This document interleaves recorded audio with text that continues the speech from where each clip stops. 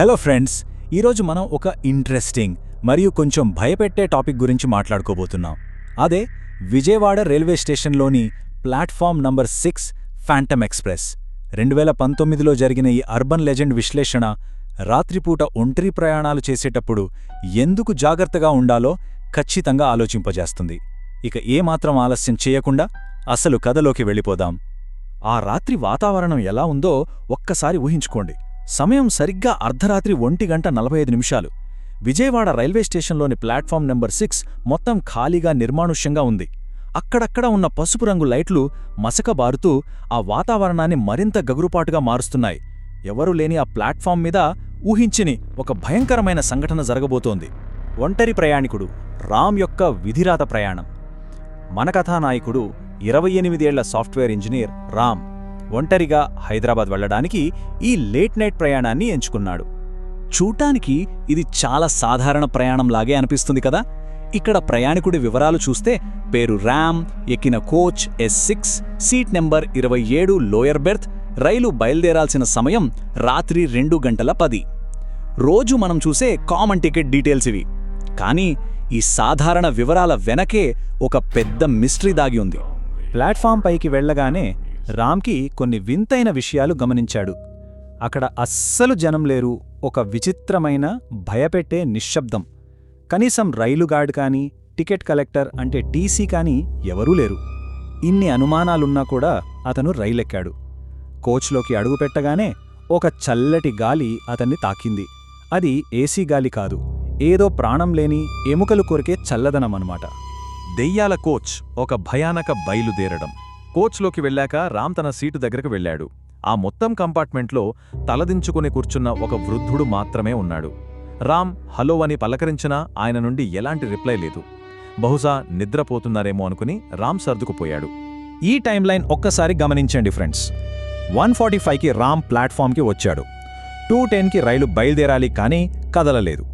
ఫైనల్గా ఖచ్చితంగా 2:17కి రైలు కదలడం స్టార్ట్ అయింది. విచిత్రమేంటంటే సరిగ్గా అదే టైంకి రామ్ మొబైల్ ఫోన్ నెట్వర్క్ పూర్తిగా కట్ అయిపోయింది. బయట ప్రపంచంతో కనెక్షన్ తెగిపోయింది. ఇక్కడే అసలు భయం మొదలైంది. రైలు లోపల చూస్తేనేమో స్పీడు విపరీతంగా పెరుగుతోంది. కాని రామ్ కిటికీలోంచి బయట చూసేసరికి పెద్ద షాక్. బయట సీను అసలు మారడం లేదు. అదే స్టేషన్, అదే ప్లాట్ఫామ్, అదే పసుపు రంగు లైటు, అంతా ఫ్రీజ్ అయిపోయినట్లుగా ఉంది. ట్రైన్ వెళ్తోంది గాని బయట ప్రపంచం ఏమాత్రం కదలడం లేదు. గుండె వేగంగా కొట్టుకుంటున్న ఆ టైంలో ఆ నిశ్శబ్దాన్ని చీల్చుకుంటూ ఆ వృద్ధుడు నెమ్మదిగా తల పైకెత్తాడు. ఆయన కళ్లల్లో అసలు పాపలేదు, పూర్తిగా శూన్యం. ఆయన రామ్ వైపు చూస్తూ ఒకటే మాట అన్నాడు, ఈ రైలు ఎప్పుడూ చేరదు. ఒక్కసారి ఊహించుకోండి, ఆ టైంలో ఆ మాట వింటే ఎవరికైనా హార్ట్అటాక్ రావడం ఖాయం. అప్పుడే ఆ వృద్ధుడు ఒక భయంకరమైన నిజాన్ని బయటపెట్టాడు. అదేంటంటే అది 2003లో పట్టాలు తప్పి ఘోర ప్రమాదానికి గురైన రైలు. ఆ యాక్సిడెంట్లో చనిపోయిన వాళ్లందరూ ఇంకా ఆ రైల్లోనే ఉండిపోయారు. చేతిలో టికెటుండి ఆ రైలు ఎక్కిన ఎవరైనా సరే ఇక ఆ దెయ్యాల ప్రయాణంలో శాశ్వతంగా చిప్పుకుపోయినట్లే అని రామ్కి అర్థమైంది. ఆ వృద్ధుడు అలా చెప్పాడో లేదో, ఉన్నట్లుండి రైల్లో లైట్లు మొత్తం ఆరిపోయాయి. చిమ్మ చీకటి. కొన్ని సెకండ్ల తర్వాత మళ్లీ లైట్లు వెలిగేసరికి ఆ ఖాళీ కోచ్ కాస్త పూర్తిగా మారిపోయింది. ప్రతి సీటు మీద, ప్రతి బర్త్ మీద మృతదేహాలు కూర్చుని ఉన్నాయి. ఆ ప్రాణం లేని కళ్లన్నీ నేరుగా రామ్ వైపే చూస్తున్నాయి. ఎంత భయంగా ఉందో కదా. భయంతో వణికిపోతూ రామ్ పరిగెత్తుకెళ్లి రైల్ డోర్ తీశాడు. కాని బయట ట్రాక్ లేదు, కనీసం నేల కూడా లేదు. కేవలం అంతులేని చీకటి. ఇంతలో వెనక నుండి ఒక చెయ్యి రామ్ని గట్టిగా పట్టుకుంది. ఆ వృద్ధుడే. కాని ఆయన కళ్ల నిండా ఇప్పుడు రక్తముంది. ఇక్కడి నుంచి ఎవరూ వెళ్లలేరు అని గట్టిగా పట్టుకున్నాడు. రామ్ ఎంత అరిచినా ఆ శబ్దం కోచు దాటి బయటికి వెళ్లలేదు. తప్పిపోయిన ప్రయాణికుడు. మరుసటి రోజు ఉదయం కట్ చేస్తే నెక్స్ట్ డే ఉదయం 6:30కి విజయవాడ స్టేషన్లో రామ్ ఫ్యామిలీ అతని కోసం కంగారుగా వెతుకుతోంది. ఎందుకంటే వాళ్ళు అనుకుంటున్న ఆ ట్రైను అసలు రాత్రి స్టేషన్కే రాలేదు. కనీసం రైల్వే రికార్డ్స్లో కూడా ఆ రోజు ఆ రైలు షెడ్యూల్ అయి లేదు. కానీ స్టేషన్లోని సీసీటీవీ ఫుటేజ్ చెక్ చేస్తే అసలు నిజం బయటపడింది.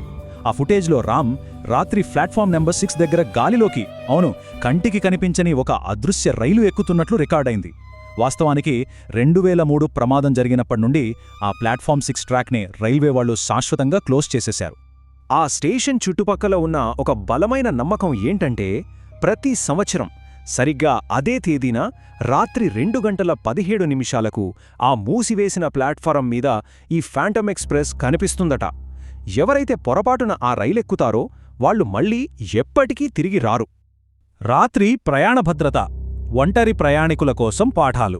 సరే, ఇదంతా ఒక భయానకమైన అర్బన్ లెజెండ్ అయినప్పటికీ ఇందులో మనం నేర్చుకోవాల్సిన ఒక ముఖ్యమైన రియాలిటీ చెక్ ఉంది. ప్రత్యేకించి రాత్రిపూట ఒంటరిగా రైలు ప్రయాణాలు చేసేవారు తీసుకోవాల్సిన జాగ్రత్తల గురించి ఇప్పుడు మనం ఖచ్చితంగా మాట్లాడుకోవాలి. ఎవరైనా సరే లేట్ నైట్ ప్రయాణం చేసేటప్పుడు ఈ సింపుల్ స్టెప్స్ ఫాలో అవ్వండి.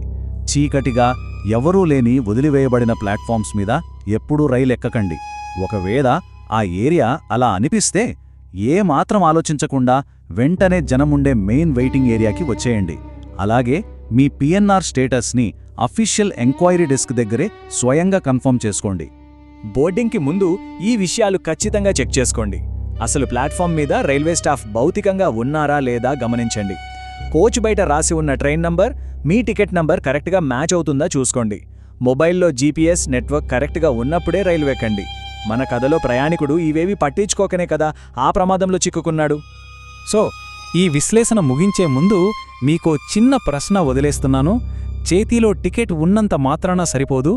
నెక్స్ట్ టైం మీరు లేట్ నైట్ ఎక్కడైనా ఒంటరిగా రైలు కోసం వెయిట్ చేస్తున్నప్పుడు ఆ చీకట్లో మీ ముందుకు వచ్చే రైలు నిజంగా సరైనదేనా? 1-2 సార్లు నిర్ధారించుకోండి. ఎల్లప్పుడూ అప్రమత్తంగా ఉండండి. సురక్షితంగా ప్రయాణించండి. మళ్ళీ కలుద్దాం.